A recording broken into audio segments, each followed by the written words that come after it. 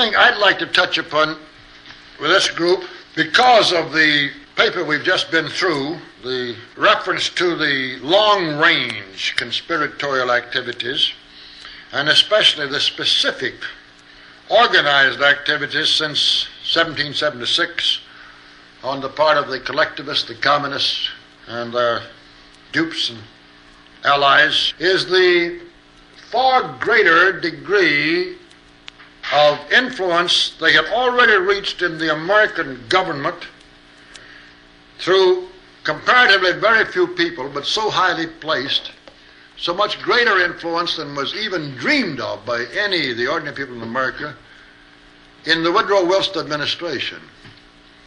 The communists elected Woodrow Wilson, and they ran his administration completely, and they accomplished one heck of a lot. And by communists here, we may be meaning actually the Illuminati clique above them to a large extent, working through men who never were actual communists, but who were part of the same conspiratorial drive. They brought in the graduated income tax, of course, second plank in the Marxian program, as a part of the whole upcoming Wilson worship and regime. And, of course, it was brought in with the idea that it could never be more than 1 or 2% or something like that. Just inconceivable that there would be anybody who was being a right-wing extremist if he implied that they'd ever get it up to 5% or 10%. They were afraid to put a limitation, so they claimed, it's always very clever, afraid to put a limitation of either 5% or 10% on it, afraid that would be a temptation to somebody in Congress someday to raise it to that much, for goodness sakes. And then they brought in the direct election of senators, which is a part of the beginning of the centralization of government.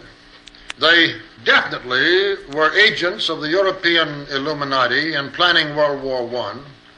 World War I was brought on by the communists for communist purposes after a long, certainly as World War II, but World War I was too. And the giveaway, there's many giveaways if you dig into the history in the archives, but there's nothing so important to the communists as promotion of the word and the substance and the fact of democracy.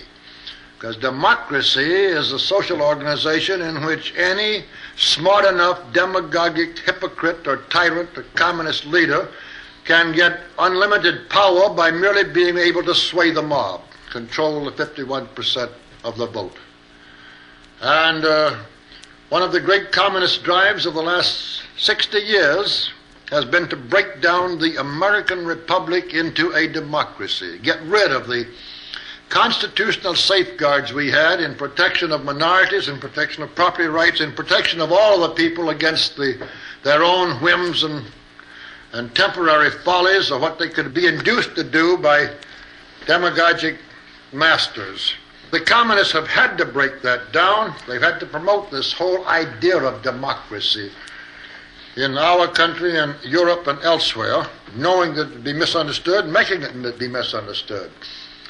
And they have to create wars in order to thrive, control both sides of the wars to whatever extent they can, as they did in Korea or are planning to do now.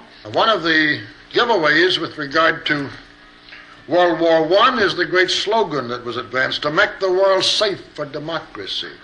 Of course, everything about it was, if you look back now and see, it was communist in the way it was handled. Woodrow Wilson ran on typical communist tactic exactly, ran the second time on the slogan, he kept us out of war. And all the time he was doing it, as was proved later, they were going right on rapidly with the plans. Not only were we going into the war, and it told everybody that in Europe needed to know we were going into the war, and all the communists behind the scenes in Europe and this country knew it, but we were going right ahead with all of the activities and operations to put us into the war just as soon as the election was over. And on this slogan, to make the world safe for democracy.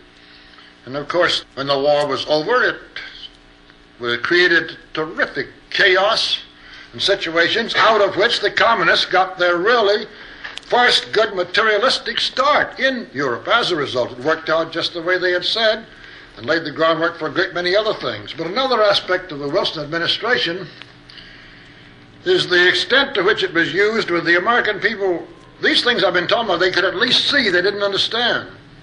In this other area, they didn't even see them, at least see them so they had a chance to understand. And that is the extent to which the Wilson administration promoted communists and communism throughout all of Latin America. The real beginning of the communist drive in Latin America began under Woodrow Wilson.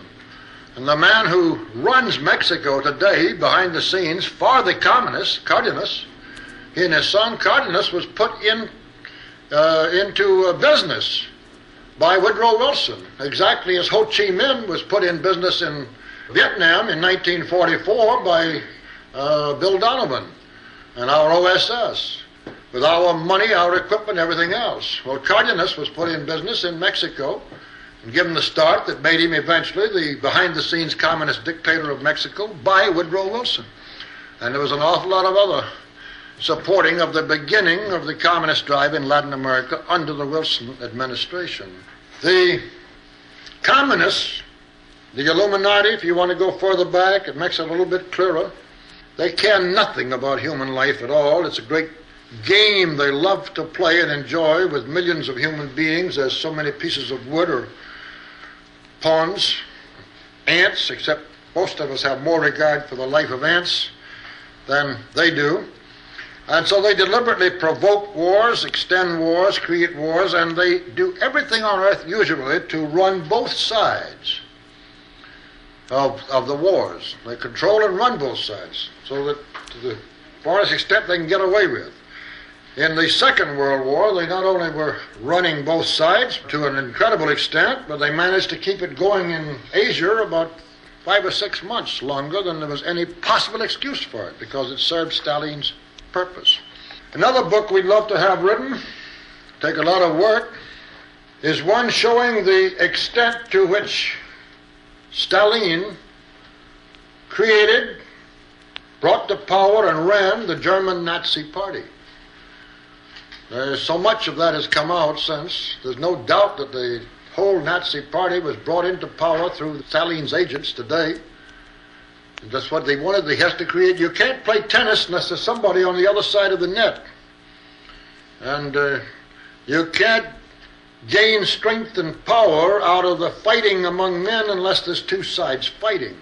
And if you can control both sides and know exactly what you're doing with all the dirtiness in the world, all the ruthlessness and cruelty, the Illuminati group or the communists can therefore make their headway, make their progress.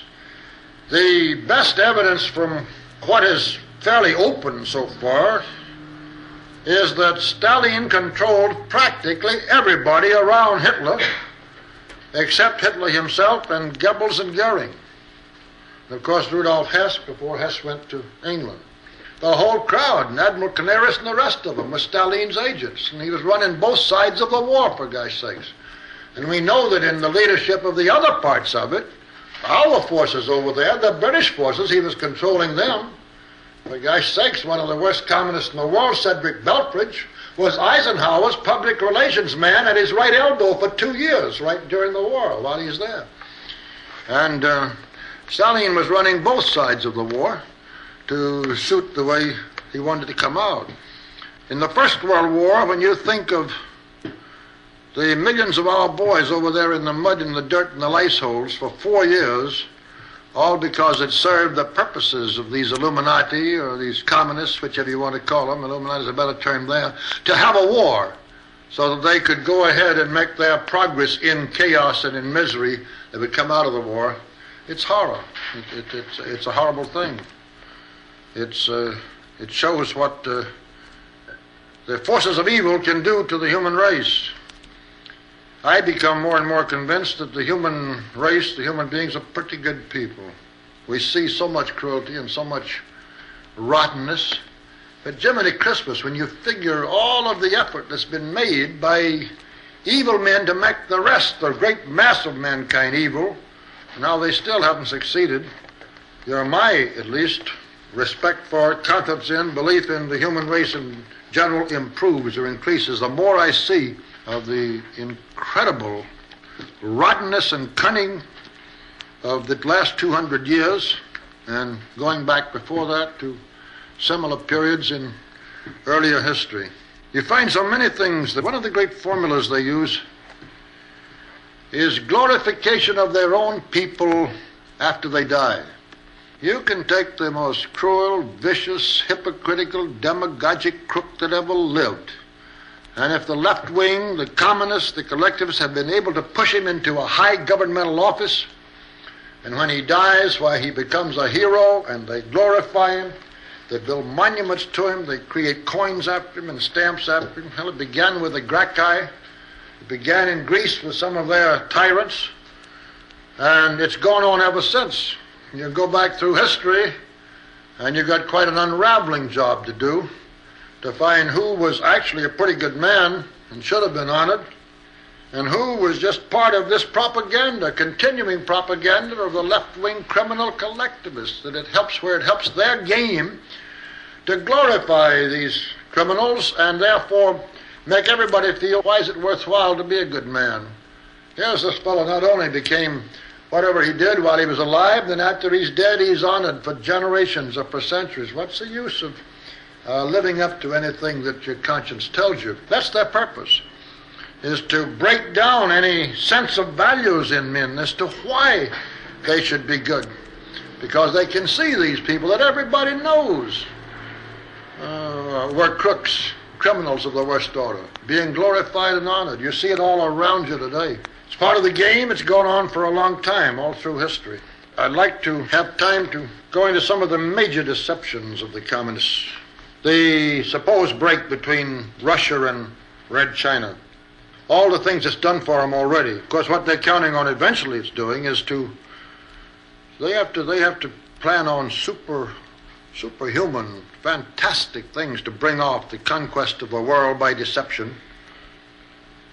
And that's all they have, with maybe 3%, which is all they want in it. They're obviously counting on eventually building up this supposed break enough to where the Russian communists, we are told and have to believe, aren't such bad fellows and come in on our side in a supposed war with the Red Chinese, the Mongolian hordes. We may be building towards it right now. Within 2 or 3 or 4 or 5 years, you can't tell. Of course, it's completely phony. But the things that they've been able to do with it, even in the building on the way, I don't know exactly when the first seed was planted, but the first seed I ran across was a very carefully planted piece of publicity that Macmillan and, this was way back when Macmillan was first prime minister, Macmillan and Khrushchev were walking down a path in the garden of the Kremlin, and Khrushchev was heard to remark to Macmillan, well, we shouldn't be so hostile to each other after all. We're making a mistake to be such bitter enemies because, you know, actually, let's face it, sooner or later, you and I and our people are going to have to fight with each other against these Mongolian hordes.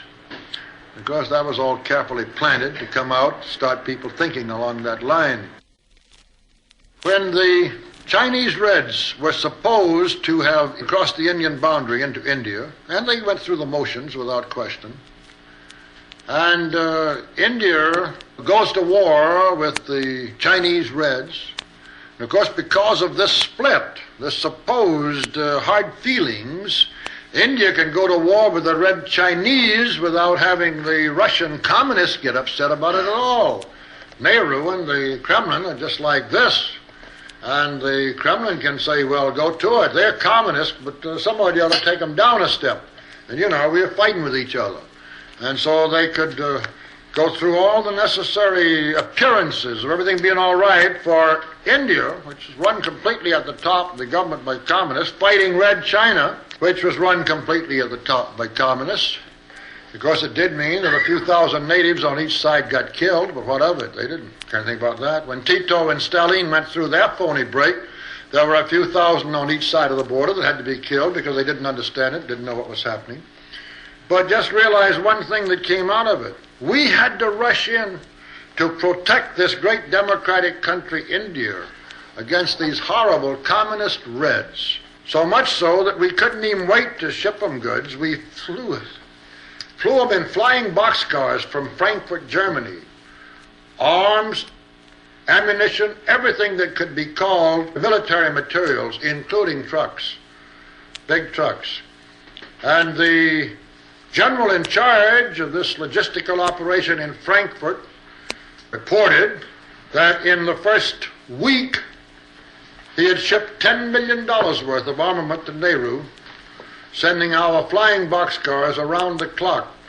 And if you look real close, in the 18th page, one each, the 3/4 down, you've got an official report somewhere that this was the beginning of our government shipping $1 billion worth of arms and armament to Nehru, who, of course, was an out-and-out communist, and those goods probably went on into Africa for helping the communists in Africa. But it's $1 billion worth of our goods, and here was an excuse to ship them to Nehru that couldn't have been made plausible but for the supposed break between the Soviets and Red China. They've milked that for a lot of other values too. This breakdown of all morality, all sense of values, you see it on every turn, going on through every kind of medium. Everywhere you go, everything is happening. All these beatniks, they didn't just happen. All these beards and the dirty clothes and the no baths, that's all been promoted.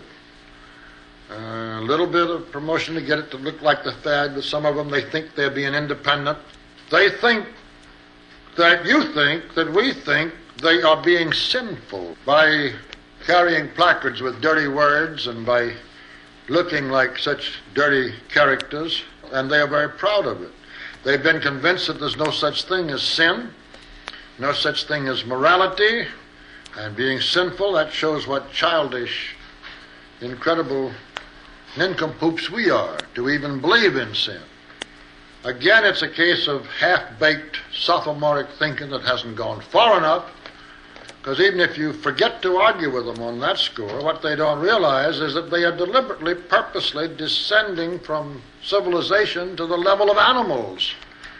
You can get them to understand that as a matter of mores, rather than of crime or sin, they're being incredibly stupid.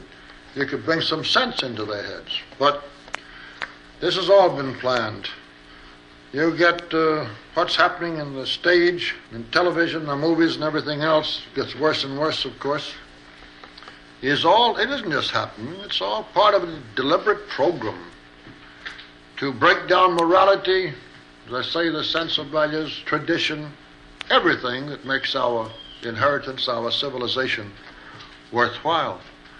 The organized drive behind it is incredibly extensive and powerful. Why, in these countries, as in South America, where the religion is so predominantly Catholic, has not the Catholic clergy taken a stronger role in trying to prevent the advance of communism? And the answer is very simple. It's because the Catholic clergy have been fooled to a certain extent, and even infiltrated to a certain extent, the same as even as you and I, and the same as everybody else. There's nothing sacred to the communists. There's no place they don't go. There's no place they cannot eventually have some influence. You go into Cuba, and one of the great problems, one of the reasons that Cuba was taken over, you could almost say as easily as it was, by Castro, is because he had succeeded in fooling not only a great many businessmen that should have known better, a great many army people that should have known better.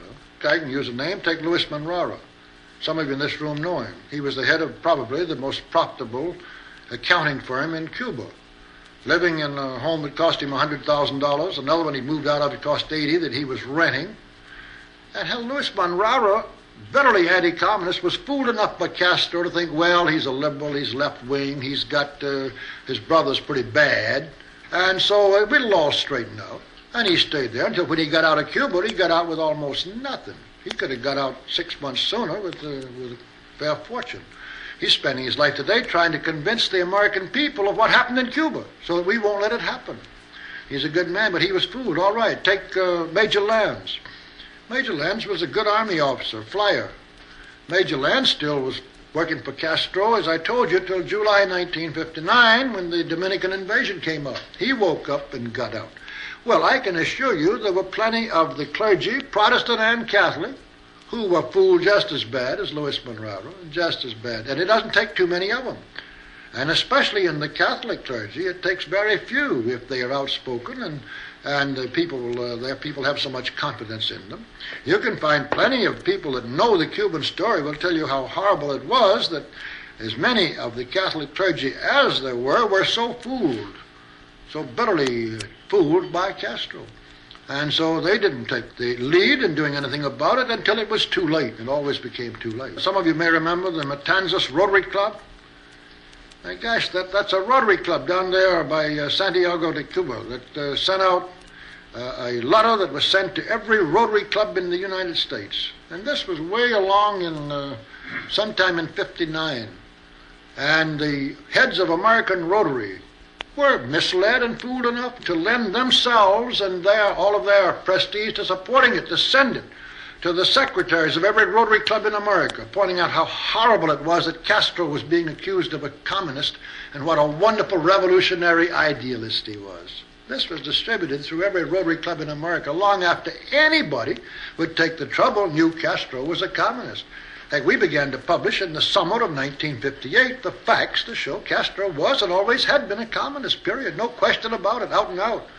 But they were still being fooled long after that. So your clergy in Cuba were fooled. In Latin America, you have a certain number of them that are communist. And don't forget, in the Protestant clergy in the United States today, you have the largest infiltration of communists in any group in America. This is provable. The communists need 3%. To run any group divisions I've said before. In my opinion, the only place in America where they have 3% is in the Protestant clergy. There's no doubt they have more than 3% there, a little more. Now, in the Catholic clergy, the infiltration has been slower and longer for obvious reasons. I've discussed them on the platform many times. You can see why. So I don't think it's measurable as it is in the Protestant clergy. I've said before that I doubted if it was 0.5% yet. Some of my enemies and the usual liberals, the Boston Herald, picked it up and carried it as a headline from one speech. Welch says 5% of Catholic clergy communists. If you look real close, it had a period in front of the 5, so it was 0.5% to keep themselves out of libel action. And if you read the story, you found out what I said. But nevertheless, this was the big headline. I don't think it runs over 0.5%, but what 0.5% of the Catholic clergy that's wrong can do is terrific. Now, let me go back. You don't have to worry about a Protestant minister becoming communist. A lot of them are socialist, they think with their hearts instead of their heads. They're humanitarian, they're susceptible to welfarism and nonsense posing as welfarism. And that is equally true, or perhaps even more so in some cases, of the Catholic clergy. They can become quite imbued with humanitarianism. But you do not have them becoming communist. Your problem is the opposite. Not the minister who becomes a communist, but the communist who becomes a minister. They take these youngsters who become hardcore communists in college, and the question is, what do we do for the cause? And they say, all right, we'll send you through the seminary, and we'll make you a minister, and you'll come out, a Baptist minister, an Episcopalian, and when you become one, you become a very good one. You work very hard, and of course they do, because it means nothing to them, like it does to the ordinary man, to become a minister, and they soon get themselves the head of some denominational group, and finally rise to the National Council or the World Council of Churches in some important position. Now, in the Catholic clergy, they take some young man and they send him through, and they've come out, you have a communist become a priest. Not too many, not as many, for these reasons. A young man who's become a communist and really sold on it, plans to go into the Protestant ministry, it takes about 4 years. He could go to Harry Ward's Union Theological Seminary and get completely indoctrinated and come out and become a minister in 4 years. A Catholic going to be a priest takes about anyway 11 years, or if it's a Jesuit, up to 14 years. He must give up the idea of ever getting married. The communists are taking a far longer risk that in the course of that 11 to 14 years he may change his mind and they may lose him. They have a much bigger investment. You can go on and on with the reasons why the infiltration into the Catholic clergy has been so much slower and less. But for that very reason, the few that have gone in and climb up and get into further influential positions, and they always go into editorial jobs or teaching jobs or so forth and so on, where their weight is the greatest, they have tremendous influence because they're least suspect. They succeed in fooling people into supporting communism who think they are fighting communism. And don't make fun of the Guatemalans for being dumb, because I can assure you that 90% of the people in this country, including the smartest, are doing exactly that right now. They are supporting communism every day of their lives where they don't recognize it and don't realize it. There are some who become communists or almost communists, wake up to the fact that it's merely a conspiracy. It's not an idealistic thing at all. These are mostly those who went in as misguided idealists. They wake up to the fact that it's merely a conspiracy or a clique of gangsters seeking to increase their power. They turn against it. In the course of turning against it, they then begin to realize how they were fooled, and therefore how much they were fooled in matters of economics and sociology generally, and go all the way to being conservatives. I think Francis Walter, if he'd lived long enough and he hadn't had all of the troubles he had, personal troubles of one kind or another, might have done that because he's bound to see it. You have known of some that did, and I can give you an illustration he wouldn't mind us talking about a bit, and that's young Sam Blumenfeld, who works for us. Sam Blumenfeld was an extreme left-wing liberal socialist. An editor, had been a book editor for years. He went to Paris. He spent 2 years in Paris, and fortunately he knew a lot of co-religionists in Algeria. And from them he learned the truth of what was happening. And when he learned what was happening, he knew the government was lying to him in France, the press was lying to him. He figured maybe he'd been deceived by a lot of other people in other places too, in schools and elsewhere. So Sam began to study the picture, and heck, today he's an arch-conservative, anti-communist, anti-socialist, complete free enterpriser. And he's made that way by the swing back. So some of them are. I started talking about this Red China Soviet Russia break, and I wanted to use it to bring up to something. And that is not only with regard to this break, but with regard to everything that comes up.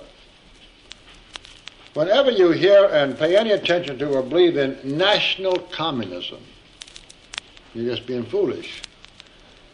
That's why, one reason why, when Tito and Stalin were supposed to have their break, and Tito was still communist, but he'd broken completely with Stalin because this was going to be nationalistic communism. Their own kind, nationalists. That's one reason. We knew it absolutely had to be phony. There's no such thing. National communism is like iron wood or dry water or any other complete contradiction in terms. The very essence of communism is its internationalism. And so when you get national communism being pretended any place, it is complete fraud. There's no such thing possible. I mentioned that the communists create opposition to themselves. They create wars between different groups, but even far short of wars, they create feuds and fights of all kinds. So one of their great stunts is they have to find ways to get the power to stoke their engines. They let opposition to themselves build up like steam in a piston. And it builds up and builds up and builds up as it was building up in 1949, 50, 51, and 52. The steam in the anti-communist piston in this country was building up terrifically till it was just ready to break the valve and push that piston through. They do it time after again, using the opposition to themselves as the fuel, as a force to build up that steam. And then when they get it where it's just about ready, they turn the piston and put every bit of that steam behind something they want, which they did in 1952. Every bit of the anti-communist steam that was built up, a lot of us helped to build up, was steered right into bringing about the things they wanted. They do it over and over in one situation after another, one country after another. And they create their opposition and then put their own people around to lead that opposition to themselves, time after time after time. They've done it with de Gaulle, they've done it with Eisenhower, they've done it with dozens of others. They're doing it in Germany right now with Willy Brandt, although his pretense to be an anti-communist is so transparent that it doesn't get very far. One thing in this connection ties in, I mentioned it briefly, is the way communists like divided countries. It's a very simple way of arriving at this continuous fight and hard feelings and disagreements and bitterness and chances for war and riots and feuds. They like them. They many times brought them about, and I mentioned several cases. And they're willing to let them stay divided long after they could take over. The communists could make South Korea part of one united Korea, communist Korea today, just like that, with no trouble at all. But it leaves something over there we're supposed to be able to defend or help to defend and so forth. And they do it over and over. The communists, of course, this group knows, but it's worth repeating here, they make all possible use, and it is a tremendous use, it's of great importance to them, of every conceivable division of human people over color, race, religion, creed, and they have done it from the beginning. Anti-Semitism has been the most powerful weapon the communists have had at different times. In my opinion, I think you could prove it, anti-Semitism was created by the communists for them to be able to use both sides. There was some hatred or dislike of the Jews still left in Europe in the latter part of the 19th century, but not much. In America, practically none. From the beginning over here in the early days, I was born and raised in the South, a little different. We had a lot of Jewish people down there, all highly regarded. But look, I'd gone through college and had a college education, gone to the Naval Academy, and then gone to Harvard Law School 2 years and got out because I couldn't take Frankfurter, because I ever even knew there was a Jewish question in America. It didn't dawn on me that any Frankfurter being Jewish had any bearing on the situation at all. Now, maybe I was unusually dumb, but it still shows how completely the whole anti-Semitic thing had disappeared in the United States, as it had largely in Europe, till the communists brought it back. They began to bring it back in the 1890s, very strong. I have no slightest doubt that the protocols of the Elders of Zion, which has been used so extensively and disastrously to create trouble, was written either by Lenin or for Lenin, deliberately, to serve their purposes in many ways. And there's no doubt, in my opinion, that it was a communist who twisted Henry Ford Sr. into making such a dope of himself, and his book and so forth, and creating situations that would make him so angry and cause him to do these things. The communists use that. Let's take several cases I know where it's happened to illustrate exactly what they've tried to do to me. The communists have made desperate efforts to accuse me so unfairly of being anti-Semitic. There was no possible justification to smear me in speeches and books. One book written by 2 members of the ADL along with, I guess just the 2 members of the ADL that wrote it. But the idea is, of course, as they have used it before so many times, since I knew I wasn't anti-Semitic, to get me annoyed or mad enough about it that I begin to actually name more Jewish communists than before. That would give them a chance to smear even harder. And then I feel hurt or mad or angry about it more, so I become a little less aloof from the question and more anxious to plunge in and point out the Jewish participation in the conspiracy. And that's all they want, to build it up to where they finally actually make you anti-Semitic. In my opinion, and I don't know whether I'll leave this on this tape or not, maybe not, because I want to write a book about it, but the greatest creator of anti-Semitism in the United States for the last generation has been, of course, the Anti-Defamation League, done more to create anti-Semitism under the guise of stopping it and preventing it than all other organizations put together.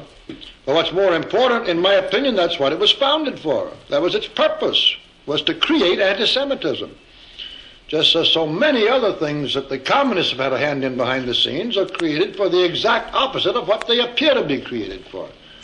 And the ADL has done an incredibly good job of creating anti-Semitism.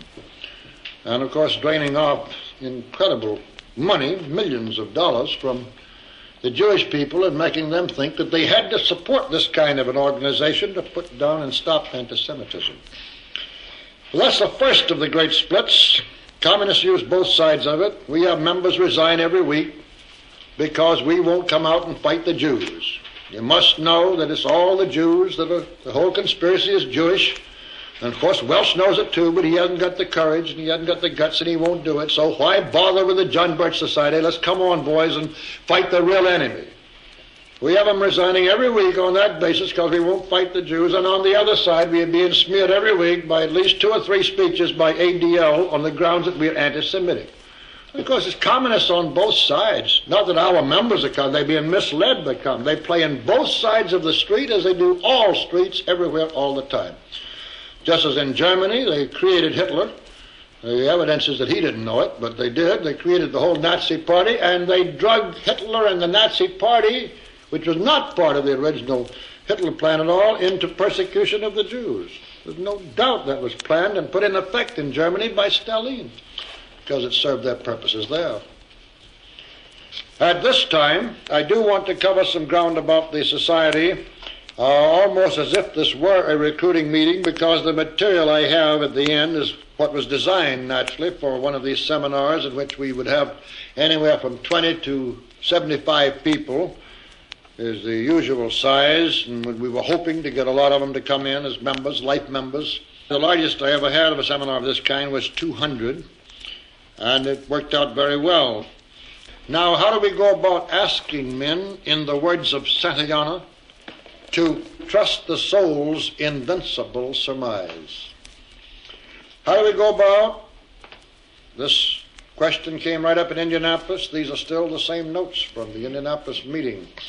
How do we go about all of the immediately more urgent tasks and undertakings which I have been foreshadowing, and of which the moral and ethical base that we've talked about is the bedrock to be chiseled into a more recognizable foundation as the society moves forward? And so we came at last, at the end of 2 days at the founding meeting, to the question of ways and means and methods, to what our bureaucratic friends would call implementation, in connection with all of the plans and aims and hopes that we had been talking about. In the earlier sections of this long and fragmented discourse, I used the word organization several times in connection with suggested future plans. It was a very broad and inaccurate term, employed because no other was available to convey the thought there being expressed without too much interruption of that thought. But the organization of which I am thinking, what we're talking about, our organization, the society, is quite different in nature from anything the word might ordinarily bring to your minds. And you have to study the society quite a bit. Even our new members coming in have to learn more about it than they get in the usual presentation meeting before they fully grasp exactly what it seeks to be. It's worth pointing out here, and partly because I am also talking, I hope, for tapes that will go on records, that the society was named for a young man, John Birch, who was one of the finest, in my opinion, America has ever produced. We have the life of John Birch in the paper bounds. It's also published in a rather attractive-looking $3 hardbound book. Those of you who haven't read it, I wish that you would, and maybe some of you might want to read it again. You will find that John Birch, a young fundamentalist Baptist preacher from Macon, Georgia, did as much as any other one man, high or low, to win our war and the Chinese war against the Japanese in China, and was then murdered by the Chinese communists at the first opportunity after the war because of the powerful resistance he would have been able to inspire against them. He had become practically a legend, even as a very young man, right while he was living. You will find, and I believe agree, that John Birch possessed in his own character all of those noble traits and ideals which we should like to see become symbolized by the John Birch Society, and the kind of life of peaceful opportunity and responsibility which John Birch wanted for his fellow Americans and for his Chinese friends and for all men of goodwill is exactly the kind of life we should like to see possible everywhere. Now, we could have used other names than that of John Birch, of course, but I think that our new members coming in, our friends who are not members but are sufficiently interested in the society, gradually see, as time and meditation do their work, that the name is fitting, significant, and helpful in many ways and for many reasons. It is important that it should be for We have not suggested and have not started any ephemeral organization of loose ties and uncertain loyalties. It is my fervent hope that the John Birch Society will last for hundreds of years and exert an increasing influence for the temporal good and the spiritual ennoblement of mankind throughout those centuries. For I am staking my whole aspiration to play my part in forwarding man's one increasing purpose on whatever can be accomplished through the John Birch Society. I want no other title than that of its founder, and have no other ambition for anything resembling fame or historical remembrance. Now, the John Birch Society is, and we get bitterly criticized about it, we make no pretense otherwise, the John Birch Society is a monolithic body. A republican form of government or of organization has many attractions and advantages under certain favorable conditions, but under less happy circumstances it lends itself too readily to infiltration, distortion, and disruption. And democracy, of course, in government or organization, as the Greeks and Romans both found out, and certainly as our founding fathers were well aware, democracy is merely a deceptive phrase, a weapon of demagoguery, and a perennial fraud.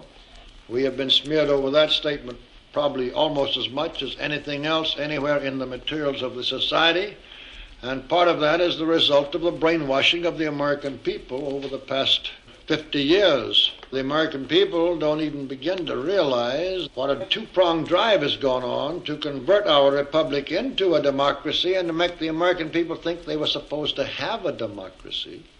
They don't begin to realize that there's nothing here that our founding fathers wouldn't have agreed with 100%. There's no form of government that they were afraid of more than a democracy. When Franklin was coming out of the convention and this woman asked him, "What have you given us, Mr. Franklin?" He says, "A republic, madam, if you can keep it." Of course, that, as they knew, was the problem. Our founding fathers were very familiar with history, which was wonderfully, remarkably good. One of the things that they picked up from Roman days was the idea of diffusion of government.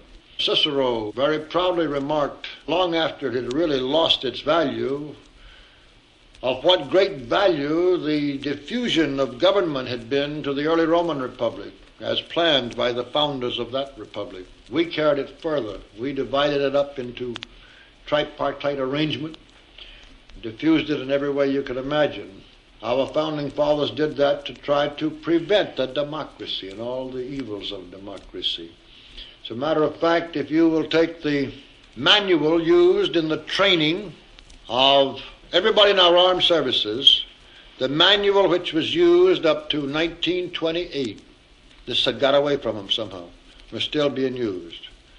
And in that manual used by every man in the armed services in uniform in America is a definition of democracy. I have it. If I wasn't a little crowd at the time, I'd dig it right out here. I have it published it several times, in which democracy is defined officially by our government for our enlisted men as a horrible form of mobocracy without any concern for the rights of the individuals or minority groups or for property rights, leads to mobocracy and eventually to communism. And that's right in the official manual was used. Roosevelt came in 1932, that manual disappeared promptly, and a new one came out in which it said, "We are a democracy." Right? That complete reversal in that time, and glorified a democracy. So, the American public, not knowing this, how extensive has been the drive and how important it has been to the communists to break down our republic into a democracy, have smeared us terribly over this statement. Nothing wrong with the statement. It's absolutely true. And it hasn't hurt too much to be smeared by it, because it's given us a chance to come back and explain and get people to listen. In this last NET show, I think we managed to get that in. It was helpful to do it. To show you how our founding fathers were so concerned about this. In the Constitution of the United States, they not only establish a republic, they guarantee to every separate state a republic as a form of government. That's guaranteed by the Federal Republic. And they use the word republic over and over. You will not find the word democracy anywhere in the Constitution of the United States, nor in a single one of the 50 different state constitutions, because they have followed a pattern that was set by the federal Constitution, and the earlier ones have been followed by the later. And you can't find the word democracy in a single state constitution of any one of the 50 states. And whereas the form of a republic is guaranteed by the Constitution of the United States. For withstanding the stresses and strains of internal differences and external animosities throughout changing political climates over long periods of time, for the building of morale and loyalty and a feeling of unified purpose and closely knit strength, for effective functioning in periods of crisis and the permanence of high dedication throughout more peaceful decades. For these and many other reasons, the John Birch Society operates under authoritative control at all levels. The fear of tyrannical oppression of individuals and other arguments against the authoritative structure in the form of governments have little bearing on the case of a voluntary from which anybody can resign at any time with our entire goodwill and even get their dues back if they've paid regular dues in advance, and where the authoritative power can be exercised and enforced only by persuasion. We have no way to get anybody to do anything except by persuasion. And as a matter of fact, we tell our members about once every 3 months in the bulletin, and our field staff is telling them all the time, never do anything for the John Birch Society that's requested by it in the bulletin or any other way. Never do anything that is contrary to your own judgment or conscience. So any validity that these worries people bring up about the authoritative control of individuals, there is no validity. But if there were any, it would be outweighed by the advantages of firm and positive direction of the Society's energies, especially for the present, for the near future, and for the fight against communism, which has been and is the first great task of the Society. It is imperative that all the strength we can muster be subject to smoothly functioning direction from the top. As I have said before, it was in a part of this presentation that I omitted to save time for other things. No collection of debating societies is ever going to stop the communist conspiracy from taking us over, and I have had no intention of adding another frustrated group to their number. We mean business every step of the way. There are many reasons why, in this fight immediately ahead, we cannot stop for parliamentary procedures or a lot of arguments among ourselves.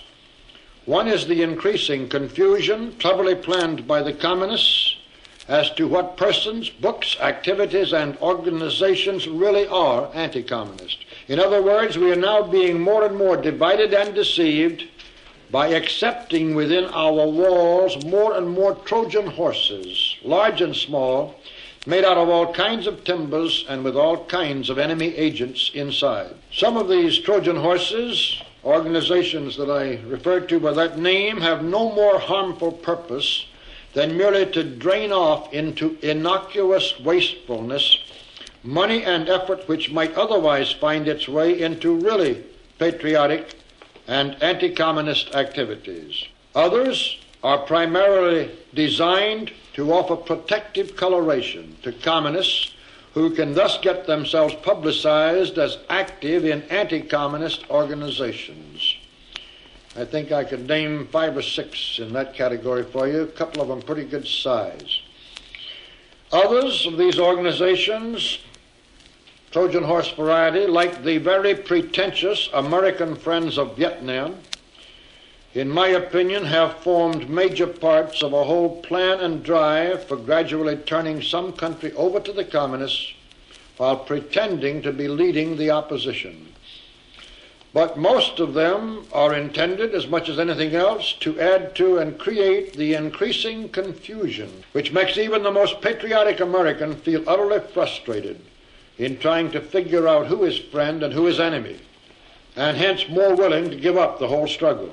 Now, there are ways of sizing up both individuals and organizations in this battle which come only with experience, a knowledge of the interlocking pieces and personalities, and a feel for the way the communists work. And while, of course, Naturally, I certainly can make mistakes too. I know from the way my opinion of various characters formed entirely independently has then proved to coincide time and time again with the opinion of J.B. Matthews, when 6 months later I might have a chance to check with him, that I have a fairly sensitive and accurate nose in this area. And of course, since these notes were written 7 years ago, we've had Dr. Gannon as the head of our research department for, I guess, 5 years or more, 5 or 6 years. Dr. Gannon is a Ph.D. in history under Charles Callan Tansel, has taught in colleges all his life, taught the Constitution of the United States, constitutional law, and maybe some American history now and then. He's been interested in and a student of and a specialist in the communist conspiracy for a long time because he got mad at the way he was being kept back in the academic world by the fact that he was a conservative anti-communist. And the man is remarkable for his penetrating insight into the conspiracy. I've never known Gannon to be proved wrong later by any events. And sounding vain, but in support of my own nose, as I put it, I've never known a time when either Gannon or J.B. Matthews or I disagreed about any character as to whether he was or wasn't or what the story was about him. It is possible to arrive at a fairly dependable interpretation. And, of course, we now have quite a research department. I don't know, we may have the best collection of government hearings of the different committees outside of, it's in private hands, outside of some kind of government bureaus that there is. We have a large collection anyway, and a lot of other good material in our research department and some very good people in it. And we have had the benefit in the past of Dr. Matthews' files, if we ever wanted to use them, and his incredible memory, although his health now makes that difficult. But anyway, we have been able to be right so far and be proved right in so many different cases, have our members acquired confidence in us, that it's been helpful, and I hope more so, because this confusion and the problem we're talking about is getting and will get steadily worse. And the need is increasing for somebody who can simply say, help this guy or let him help you, but stay away from that one. We have never done it that way. People write in and we have to take 20 pages to tell them why they should help this guy, despite everything said about him, and stay away from that one, despite all the pretenses he's making. But the time is coming when we can't do it anymore. They're going to have to believe us, or we just have to leave it hanging and wide open. Actually, the situation is getting so difficult today. There's so many wheels within wheels within wheels and deceptions within deceptions backing up on each other that in many cases we have to say we don't know. We get inquiries now about this operation, this activity. Is this honestly anti-communist or isn't it? Is this group good? We don't know. We can't tell. We say if we ever find out, we'll let you know. If you write us again, we'll try, but we wouldn't dare express an opinion. There's going to be more of that too. Actually, however, we do cut through and are going to cut through the red tape and parliamentary briar patches and roadblocks of confused purpose that the communists try to create for all of us with direct authority wherever necessary. The men and women who joined the John Birch Society these days and who will be doing so during the next few months or few years are kind enough or willing enough to endorse or support my leadership anyway. And we are going to use that loyalty, like every other resource, to the fullest possible advantage that we can. Whenever and wherever, either through infiltration by the enemy or honest differences of opinion, that loyalty ceases to be sufficient to keep any group in line with our purposes, we are not going to be in the position of having the society's work weakened by raging debates. We're not going to allow factions to develop all over the map on the two sides to every question theme. It's a trick statement anyway. It's a phony argument designed and used by the liberals over goodness knows how many generations or centuries. There are not two sides to every question. 2 and 2 makes 4, and that's all there is to it. There's no side to the opposite. When you get into practical affairs, if a man comes into my yard and shoots my wife and burns down my house, there's no two sides to the question or the argument. And if he's been doing that to my neighbors and friends, and I have tried to expose the fact that this man was burning down houses and shooting the housewives And because I have tried to expose him, he comes in and burns down my house and shoots my wife. There's even less semblance of being two sides to the question. There aren't two sides to every question. Maybe I should take just a minute to lighten the conversation a bit by telling the story, which to me illustrates the nonsense of it. This minister had preached a beautiful sermon, exactly a half an hour, a very moving sermon. His congregation was moved as they had never been before. At the end of this sermon, they were all resolved to be wonderful Christians in spirit and act in every way, the best they had ever been. And just at the end of about 30 seconds, and it takes all of this resolution to flood through their minds, the minister says, "Now, brothers and sisters, that is the Lord's story. In order to be utterly fair and present both sides of the question, for the next half an hour I will give you the devil's side. Then you can make up your own mind which one you believe." That's the two sides to every question, carried to its absurdity. Now, those members who cease to feel the necessary degree of loyalty can, of course, resign, but they will be put out, if necessary, before they build up any splintering following of their own inside the society. Because, as I have said, we are not fiddling around or fooling around. We mean business every step of the way. We've meant it in everything we've done, and we still do.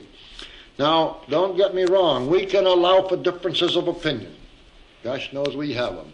We're dealing with conservative individualists.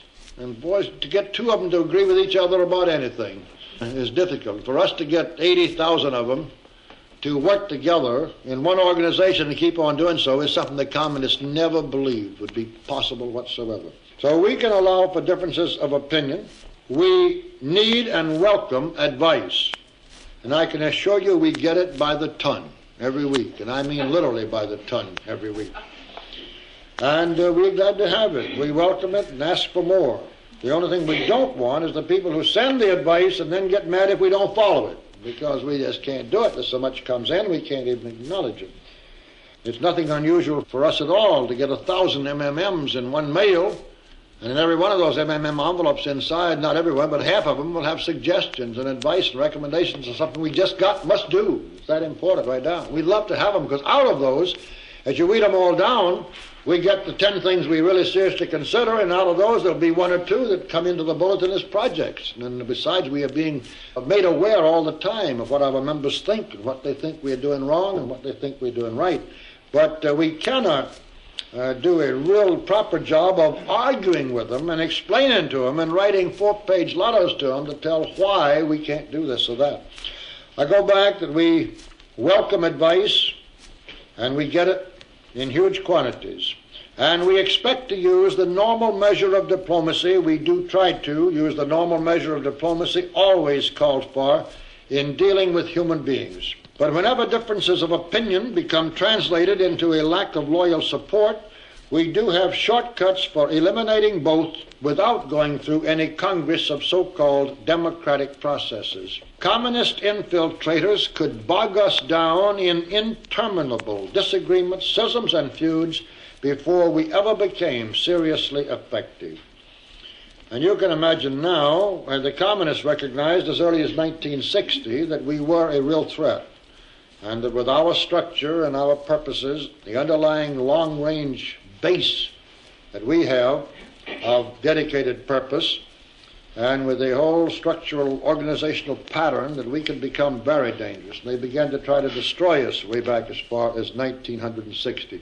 We have lived through it all and grown to where today, while we are not yet strong enough to be actually realistically a real threat as of now, a current threat, we've reached the point where we only have to double twice more than we would be realistically. We are up now where if we can just double our membership and double it once more in time before there's too much closing in on the anti-communist, we actually reach the point of becoming a realistic threat to the communists in this country.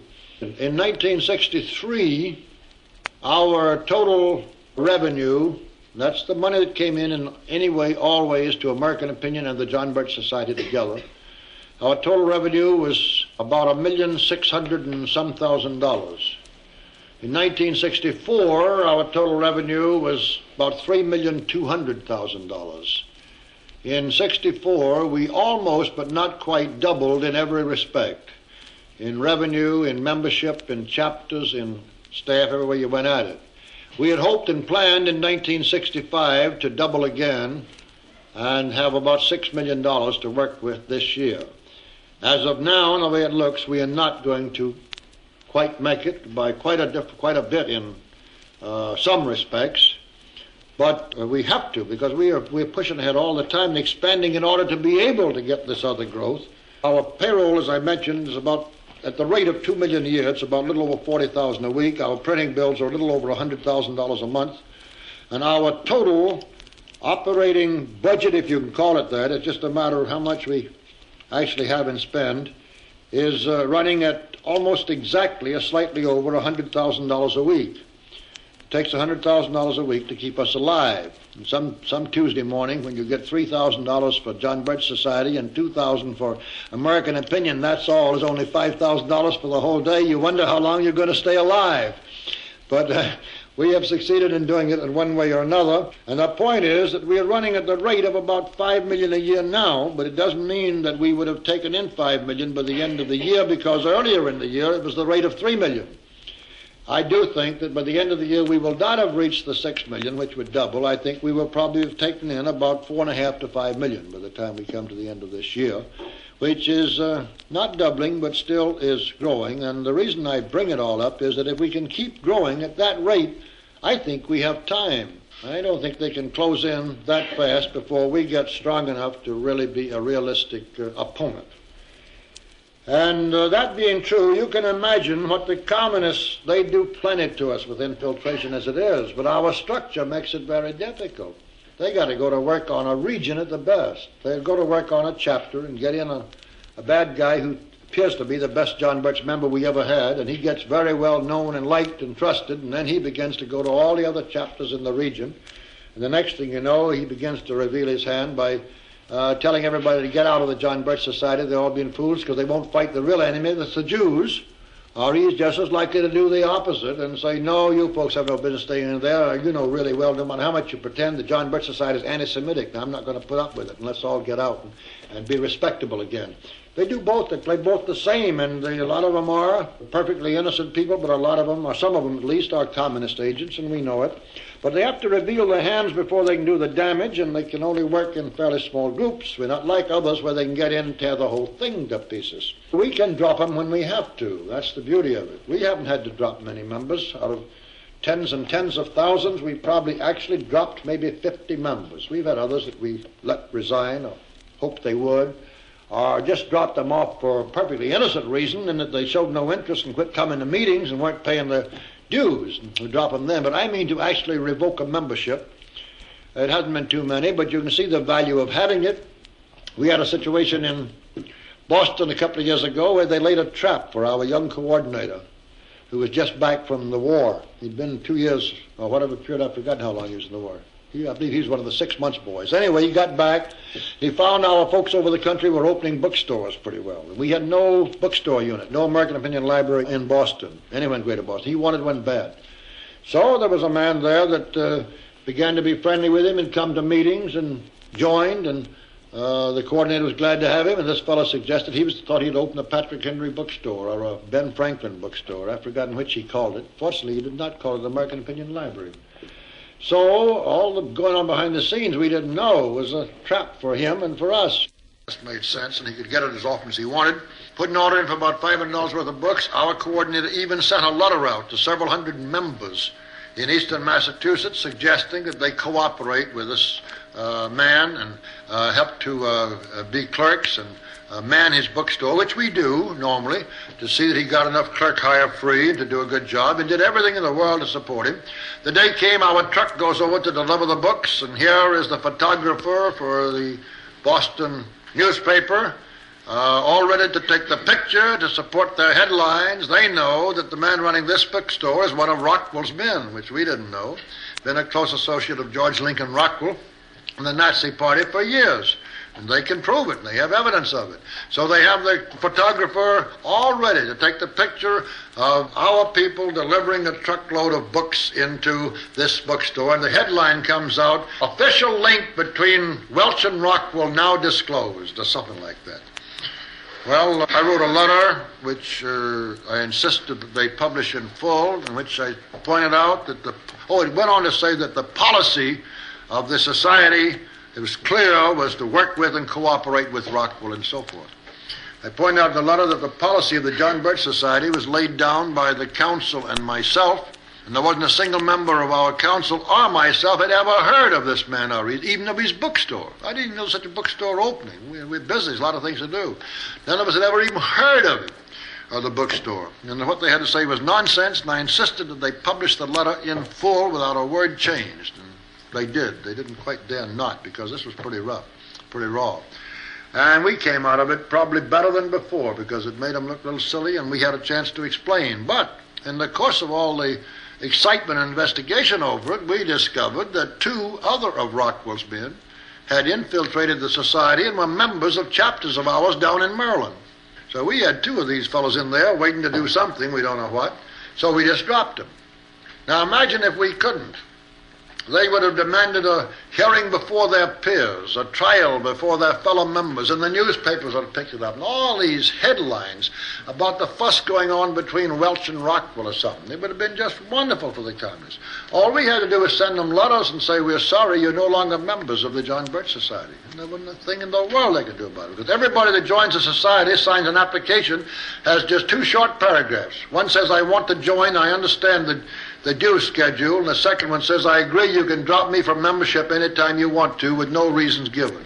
And we have that thing from everybody that comes in just for protection, and that's all it is as far as protection. Our members soon learn, as far as any oppression or any attempt at thought control or action control, we don't have it, we don't want it, we couldn't do it anyway, we can do nothing but persuade or urge, and we don't mind if we get 12 items on the agenda, and there's 1 or 2 items that a lot of members don't like, we just say, well, forget it, skip it. Now, if somebody finds 6 or 7 items in every bulletin that they don't like, obviously they don't agree with us enough. They ought to get out of the society for their own sake. And if they are honorable or honest, they will. But if they don't and stay in, it's because they want to make trouble, and we do have ways of getting them out without any big fuss at all. Now, the purpose of the John Birch Society, as officially stated, is to promote less government, more responsibility, and a better world. The purpose, as unofficially described and discussed among ourselves, is exactly the same thing. Our short-range purpose, our long-range purpose, and our lasting purpose is to promote less government, more responsibility, and a better world. That says it all.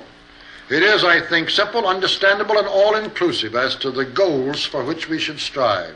Now, in seeking the first 2 of those broad objectives, less government and more responsibility, we make all the use we can of educational action on the political front. In always seeking more slowly, but with an inner unswerving resolution to make this a better world, we use all means and depend on all efforts that are consistent with the faith which supplies our motivation. In the political arena, we try to make the word Americanism useful as a constructive opposite of communism, and to attract to our support many Americanists who may not be members of our society. But the words Americanism and Americanist are simply semantic weapons and have no direct connection with the John Birch Society. Members of the John Birch Society, not only in the United States, but anywhere in the world, except behind the Iron Curtain, of course, not only can be good patriots in their respective countries, but necessarily will be. For internationalism, as it is conceived and promoted today, is an attempt to impose more government and a more centralized one-world government on all of us everywhere. For that reason, it is automatically contrary to everything we stand for, and one of the movements we shall oppose with all the strength we can. An honestly intended Federation of Nations in some later years or decades for the legitimate purpose of increasing the freedom of individuals, goods, and cultures to cross national boundaries and hence for the very purpose of decreasing governmental restrictions on individuals is something we would support with all our hearts. But until the intended Communist Internationale, which is now called the United Nations, and that's exactly what it is, ladies and gentlemen, what it's been intended to be as Communist Internationale, until that has been wiped out or made over from the bottom up, our attitude towards so-called internationalism is made clear and uncompromising by the stated purpose of the society. As Richard Cobden said, peace will come to this earth when her peoples have as much as possible to do with each other, their governments the least possible. It is axiomatic that we shall strive to hasten the world's approach to those conditions in every way we can. We come now to the question, which has been in the forefront of the thoughts probably of some of you for quite a while. What are the organizational mechanics of the John Birch Society, and how do we go about building up its membership so that it is anything but paper and conversation, or how did we do so up to this point, and how are we trying to go further in that building? I'm going to answer it very briefly, but for the sake of completeness, I am going to answer it. The John Birch Society was formed in Indianapolis on December 9, 1958. 11 men, of whom 2 were from the professions and the other 9 were among the most influential businessmen in the United States, had come from that many different parts of our country to meet me there for 2 full days. After practically the same presentation, which has been a part of what you people have heard, they enthusiastically supported my plans, put up several $1,000s to get the John Birch Society underway at once, and since then, several of them have taken on assignments of work for the Society which involve a huge amount of executive ability and effort. As a matter of fact, maybe it's worthwhile being specific. There were 11 men at Indianapolis, and one of them had to leave the middle of the second afternoon, so never heard the last part of the story at all. It's one of the reasons why we always insist that anybody coming must agree to come for the full time and plan to be there for the whole time. He never even joined the Society. That left 10. Of the 10, one other man joined the Society and has been a friend of ours and supported it in a casual kind of way, was never invited to come on our council, and is still just a member that we don't see or hear too much of and not active. That left 9. Of the 9, they all came on our council. One of them resigned from the council with the approval of all of us because it was going to clear up a very awkward situation with another very large organization in which we were interested, a very well-known American, used to be conservative organization anyway. So he resigned from our council for that reason and has never come back on. That left 8 out of the 11. Ladies and gentlemen, 8 of those men are very active on our council today, every one of them. Come to our council meetings and support the Society in amazing ways, which I think after 6.5 years with 8 of them on our council is still pretty good. It shows a lot of dedication and determination. The John Birch Society, as most of you here know, functions almost entirely through small local chapters, usually of from 10 to 20 dedicated patriots, although some chapters are occasionally and for a while may be larger. Each has a chapter leader appointed by headquarters, which is in Belmont, Massachusetts, or appointed through officers of the Society in the field who have themselves been duly appointed by headquarters. The dues are whatever the member wants to make them, with a minimum of $24 per year for men and $12 per year for women. We actually prefer to have these dues paid by each member of a local chapter monthly, at $2 per month for men and $1 per month for women, to his or her chapter leaders. This is for many reasons, some of which are obvious, and it's the responsibility of each chapter leader to collect such dues regularly and forward them to headquarters. Because we have people who want to join the Society, however, in parts of the country where we do not yet have any established working chapters, and these areas become less and less, but because there have been such areas, and for other reasons, because for a while the number of people has been steadily increasing who could not very well be in working chapters, we have a home chapter which these people can join. The differences are that we can't afford to have the dues paid to the home chapter except annually in one lump sum of $24 for men and $12 for women, because otherwise we should dissipate too much of the dues money in bookkeeping costs. The other difference is that our contact with home chapter members is largely through our printed bulletins, even as to the work we ask them to do, rather than through personal contact.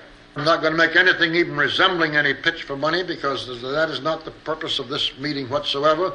We do not anyway, but I do explain, as a part of the understanding of the society, that we have to be growing as we are, and we do mean business, and we keep right on growing all the time.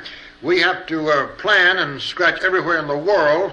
You'd be surprised how many ways we work at getting money to finance ourselves. One way is life memberships, which are $1,000, and our members have been wonderful. A lot of people have joined as life members that couldn't afford it, and I sort of shudder at the responsibility, but nevertheless they do. I would imagine today that we have 1,000 life members of the society. It means that many people who have sent $1,000 to belong. And that means somewhere along the line we've received $1 million in that form. We have our MMM system. They are sealed envelopes that are sealed and turned in to the chapter leaders with suggestions, criticisms, and comments and contributions if they want to make it. But nobody knows whether it's a contribution or not even the chapter leader. They come to Belmont unopened. 12 or 15 or 8 of them in the chapter leader's report in the envelope, and our MMM department is opening them. Now we are handling MMMs in our Los Angeles office for 3 states, California, Hawaii, and Nevada, and beginning the 1st of September we'll be handling them for the other 9 or 10 Rocky Mountain states out of the Los Angeles office so as to get quicker service. In the MMMs we get contributions of $1, $2, $5 up to $20, $25, $50, or $100. Not usually many more contributions, much larger than $100 in the MMMs, because the larger ones come in separate envelopes in other ways. But the total of the contributions in the MMMs is probably about equal to our membership dues. Now, I want to point out that the membership dues of the John Birch Society at $24 per year for men and $12 for women don't pay 1/3 of their own cost. We'll get to eventually where they will pay maybe 35 to 40%. But if they were only paying 25% of their own cost for a while, they don't pay even 1/3 of their own cost now. We have a field staff that's very expensive, and the service we give to our members and help them to give and perform in their educational job runs the cost way beyond the dues. We don't want to raise the dues, because the members who can do it give us more money in the MMMs anyway, and we have an awful lot of school teachers and secretaries and housewives who just can't afford it. And on top of all the stuff we ask them to buy and distribute, why the $1 a month is all they can do. So we keep the dues the same. We get contributions through the MMMs, through life memberships. We get it through larger contributions. We have... Well, it was rather interesting. One week not too long ago, so I guess 6 months ago, these men and girls are sitting in the MMM department. It's a whole separate department, about 22 or 3 people in it there in Belmont now. They're opening these envelopes all day long, taking the money out, the orders, maybe orders in, the criticisms, acknowledging them. And they got to go, some of them to the editorial department of the magazine, some to the book publishing division, some to the research department. Some few have to come to me. Some go to the inside coordinators over field problems. They have to go every place. Or the people handling them answer them themselves if they can by phoning these people or by knowing and so forth. But of course they're always interested in the money that's in them, because that's sort of part of the fun of opening them. There was one time about 6 months ago when one of the girls, the MMM department was downstairs then in the general office. Now we have a separate office for it upstairs. She came running up the steps into my office because in an MMM envelope she'd found a check for $3,000. And that was so unusual, she's quite happy. But I got her the same week, just a day or 2 later, there was another one came running in. She had a check for $3,001. Some member had made a contribution of $3,000 and added $1 to it to buy a $1 book or something. So she won. She won the prize. Or she won the glory of the biggest one. But we don't usually get many that way through the MMMs. We get contributions in separate mail: 1,000, 2,000, 3,000, 5, 10. The largest single individual contribution from an individual outright gift we ever had is $50,000. We have had 3 or 4 of those, just plain outright gifts of $50,000 to the society. but there's not too many of those, naturally. We get money from speeches. My speeches, that's why when I take 3 days like this, it costs us a lot of money because I only have so much time for anything. We had 4 speeches not long ago, 3 in California and 1 somewhere else, in which the average net for the society, it all goes to the society, after our members set up the meeting and paid for the hall and paid for the tickets, each one of those 4 speeches of mine averaged the society between at least over 3, and I think the figure was over $3,500. Over $3,500 per speech. So the 4 speeches showed about $14,000 profit for the society. They charge $2 apiece for my speeches, and if we get $3,000 at one particular audience, is $6,000 gross, is about $52 or $300 profit. Helps to bring some of the others up. And so from that, John Rousseau, sitting right here, is traveling all the time on his job as head of public relations, office in Los Angeles and one in Boston. And we make a profit out of the fact he's got 2 offices because he's making speeches back and forth across the country all the time. And he shows a profit on it. He's earning more than his pay. If he didn't, we'd cut the pay down. But he does. He earns a profit for the society. And you can figure he's here for this meeting. He's speaking on radio tonight. They're paying his expenses to get here, see? So we are doing things like that all the time. I don't believe they're paying all of it, are they? They're paying half of it. Before he gets through, he'll probably get it all out of him. On the business side, we try to make everything self-sustaining. We have to worry about the capital to start it. That's our big jobs. But on our magazine, it's showing a profit. On the book publishing, we're showing a profit. On the book distributing, we're showing a profit. The only thing last year that we didn't show a profit in was the Speakers Bureau. And there were quite some very sound reasons for that. We'll have that back showing a profit this fall. We showed a good profit in the whole, what we call American Opinion operation. And this includes all of these different divisions I'm talking to you about, including the book publishing. It's all under that, even though Western Islands is there, that's a trade name. And this was after everything that our accountants, let me point out too, that we use outside auditors, among the best firms in Boston, one of the largest, we have from the very beginning. We have a more thorough audit, far more thorough than any business of the same size would ever dream of having. You can imagine why. We just cannot afford to take any chance on anything IRS could ever criticize, or any of our members or anybody else. So we have an extremely thorough audit by this very good firm. And after everything they could possibly do to find expenses and to everything legitimate, they would only do what was, we still showed almost too much profit in the operation of the American Opinion, the free enterprise division of the operation. There are 2, the John Birch Society, which is a non-profit corporation, the American Opinion side, which is an ordinary free enterprise corporation, in which all of these things that are self-sustaining, we try to make self-sustaining, is carried on. As a help to the picture, we are selling a lot of books and getting the money for it, and subscriptions to the magazine, and subscriptions, we hope, to our new weekly that's coming out that I mentioned. And the Speakers Bureau is putting on more speakers all the time and getting better audiences, larger audiences for them. I think it'll be making a profit instead of a loss. The whole operation is, as you can gather, it's fairly sizable, even on the business side. Not big, but it's not exactly a hole in the wall. Now, that's too much time about it, and yet it's part of the story that I thought we ought to explain. In the case of local chapters, to go back to the organizational pattern here, we expect the chapter leader to get all of his or her members together at least once a month, and in many cases oftener, as well as on any special occasions which may make such a meeting advisable. As a matter of fact, the standard is 1 meeting a month, but I would say 2/3 of our chapters probably have 2 a month. They have the regular business meeting, which they take the agenda and go through all the regular business. Then they'll have what they call an educational meeting, in which they invite in neighbors and friends and put on a tape or have some speaker, maybe local or not. It's not a business meeting at all. We have some chapters that meet once a week. It's something they've done on their own. We expect the chapter leader to be in practically continuous contact with his or her members to whatever extent may be necessary in order to pass on or receive information and to carry out various concerted efforts as requested from headquarters. For handling the organizational mechanics of the society and for helping to form new chapters, of course, we have a paid staff man with the title of coordinator for each area of the proper size. Well, that isn't quite true, because we need them, and we need more than we've got. The proper size gets smaller and smaller, and should. But we have, above the coordinators, the major coordinators. Each one has maybe anywhere from 6 to 10 coordinators working under him. We have one major coordinator had 14 men coordinators under him until recently, when we were able to make a split.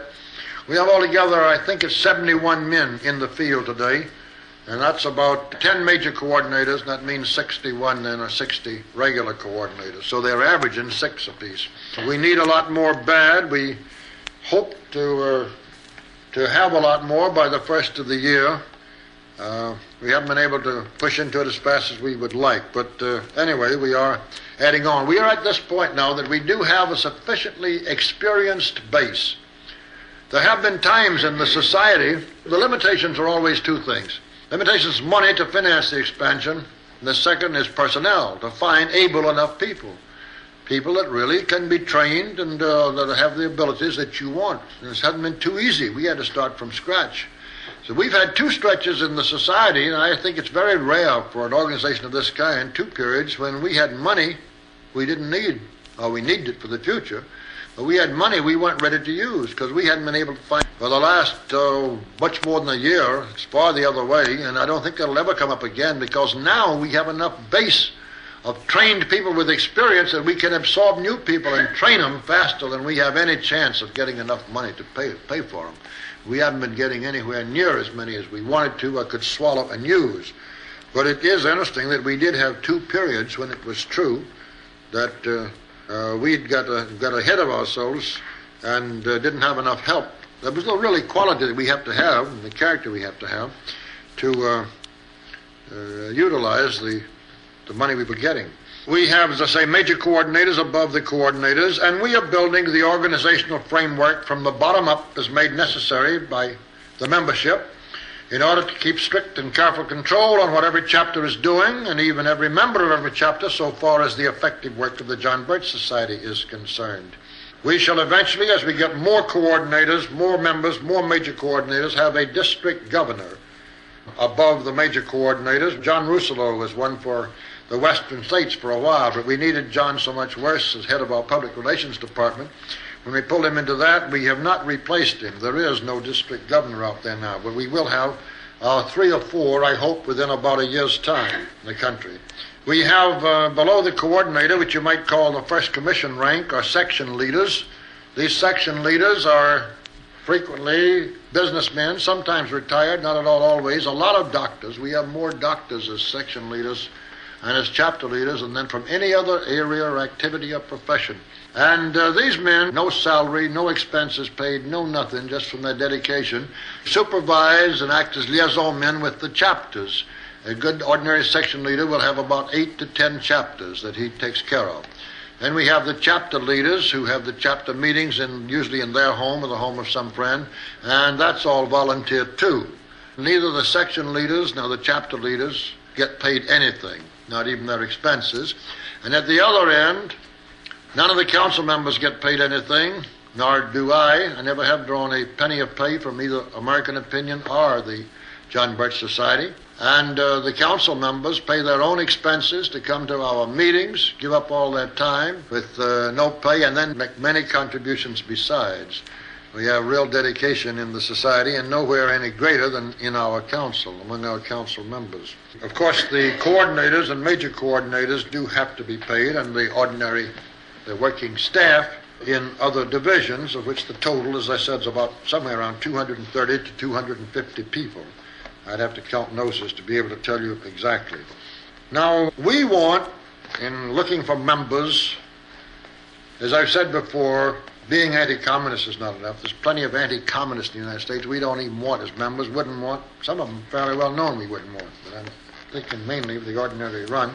Because we want people of good standing, good reputation, and then when you come to substance rather than show, we want people of good conscience, as I said, goodwill, humane conscience, religious ideals.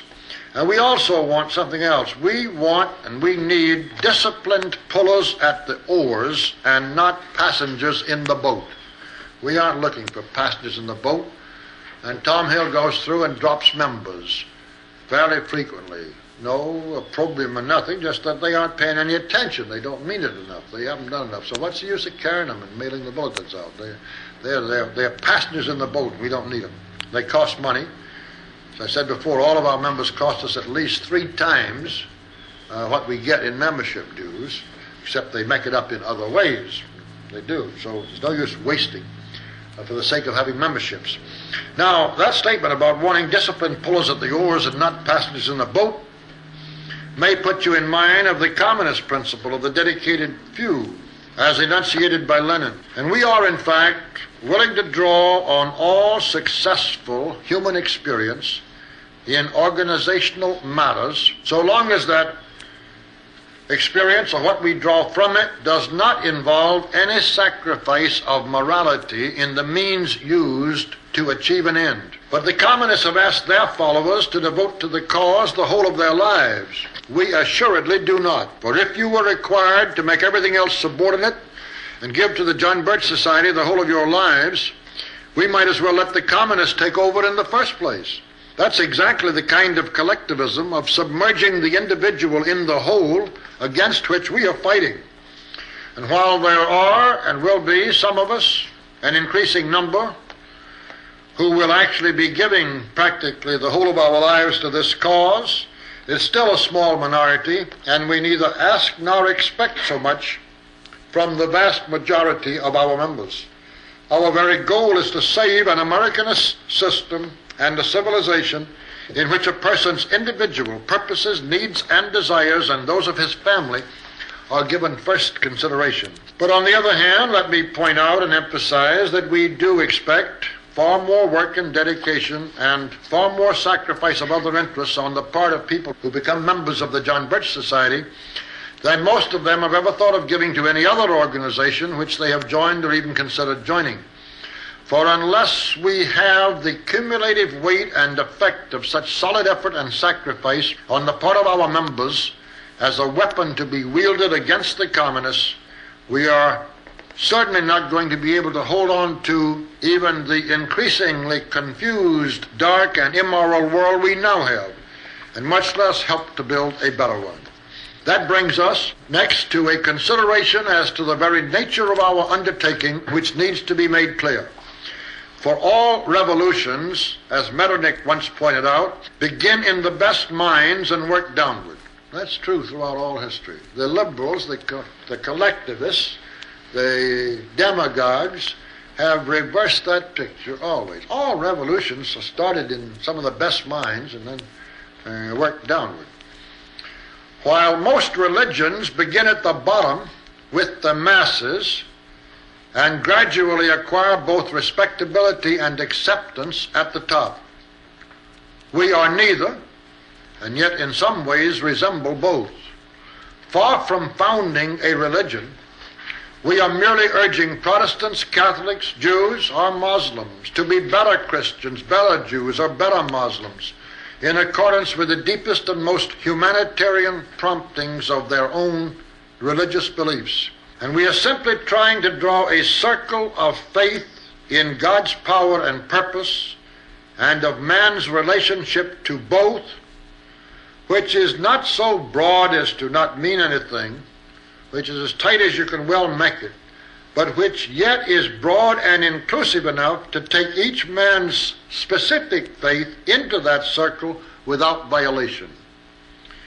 Yet the evangelical fervor with which we expect our members to fight the forces of evil and work for a better world makes certain principles with regard to religious groups apply in a practical way to ourselves. On the other side, we are not beginning any revolution, nor even a counter-revolution in any technical sense, because while we are opposing a conspiracy, we are not ourselves making use of conspiratorial methods.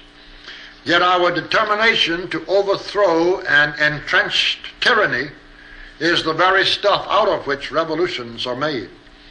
The net result of these reflections is that we are not a copy of any movement of the past. We are unique. We are ourselves. We are something new, as befits a moving force for a new age.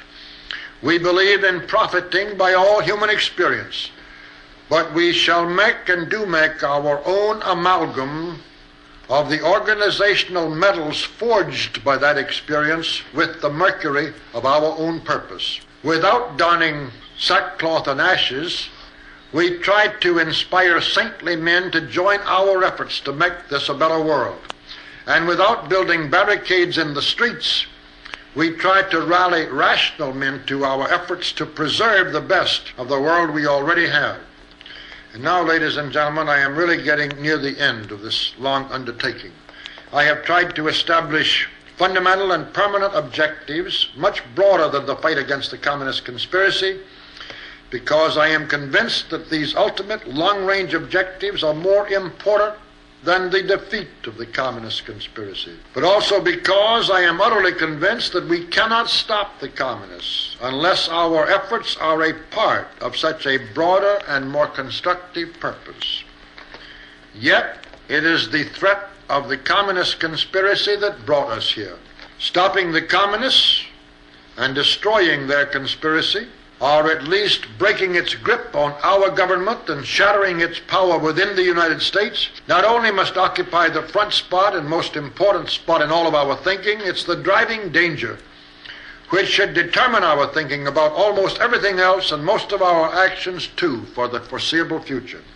For unless we can win that battle, the war for a better world will again be carried on through long and futile dark ages. After we have been killed, our children have been enslaved, and all that we value has been destroyed.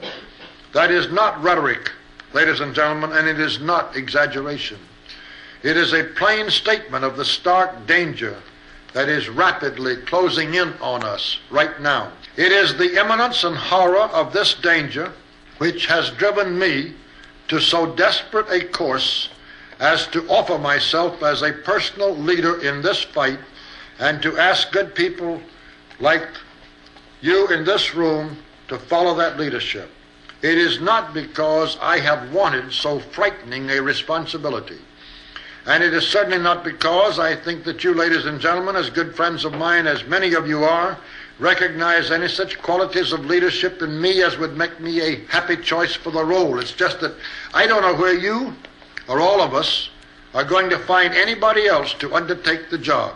And I didn't know in Indianapolis. And I'm repeating now what I said there. And because I know in my own mind, beyond all doubt or question, that without dynamic personal leadership, around which the split and frustrated and confused forces on our side can be rallied rapidly and firmly, we do not have a chance of stopping the communists before they have taken over our country. It is not that you would choose me or that I would even choose me against other possibilities. It is simply that under the pressure of time and the exigencies of our need, you have no other choice, and neither do I. Let me repeat that as to what is expected of those who join the John Birch Society, and I'm talking for the tapes, as I'm sure you're aware, as much as I am for this wonderful live audience here. For those who are thinking of halfway measures, we might as well quit now. But I might as well also reveal my determination by telling you that there is no force and no discouragement which could make me quit or even put less of my life and energy into the struggle.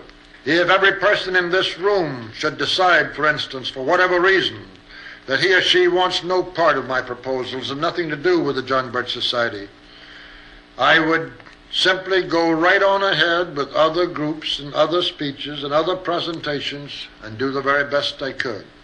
I would be greatly saddened, of course, because of my feeling that we must be making progress all of the time, that without all of the most powerful help, most influential help, that can possibly be mustered on our side in short order and effectively, our chances are very small.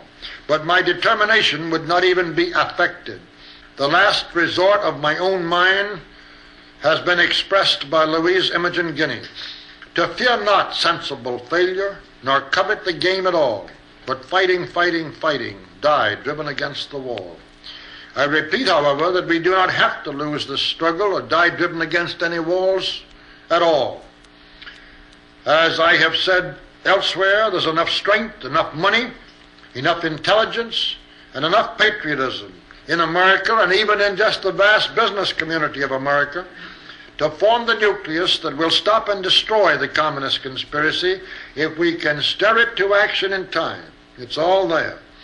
What I am talking about here have been for quite some time, is the mechanics and the leadership, with the help of people exactly like yourselves, by which it can be stirred to action, and that action made effective. Let me repeat, there are in the satellite countries today thousands of men, just like you and me, who only 10 years ago could regularly meet in groups like the chapters of the John Birch Society. Not only that, but they could go out openly with and before larger groups to try to spread the alarm and to stop the communists from taking over their countries. These men now say to each other, but largely to themselves, if I had only known, if I had only recognized and believed the danger and the horror of communist rule in time, there is nothing I would not have given to save my freedom, my family, my country, if I had only recognized the urgency and the desperate need. Now it is all too late, and any sacrifice, even of life itself, would be entirely in vain. Now, ladies and gentlemen, we do not have to be too late. It's not yet too late by any means. The communists wish it were. They're trying to persuade everybody that knows anything that it is too late, and to panic the opposition. The communists work both sides of every street. They got 95% of the American people convinced that there is no communist conspiracy, and plenty of the other 5% that knows all about it convinced that it's so powerful it's too late to try to oppose it. And they play both of those lines simultaneously. It's not too late at all. We don't have to be too late. We do not have to lose the fight. Communism has its weaknesses, and the communist conspiracy has its vulnerable points. We have many layers of strength not yet rotted by all of the infiltration and political sabotage to which we have been subjected. Our danger is both immense and imminent, but it is not beyond the possibility of being overcome by the resistance that is still available. All we must find and build and use to win, and I like to keep hammering this home to our people. It was right in the original presentation in the Blue Book. It's true. All we must find and build and use to win is sufficient understanding. Let's create that understanding and build that resistance with everything mortal men can put into the effort while there still is time. Now, I think we are running exactly on the dot to finish up as I planned, expected, intended. So let me thank you as earnestly as I can for such long, patient attention, and let me more or less offer a benediction in just 4 lines I love from a 19th century hymn. May God be with you till we meet again. By his counsel's guide uphold you, with his sheep securely fold you. May God be with you till we meet again.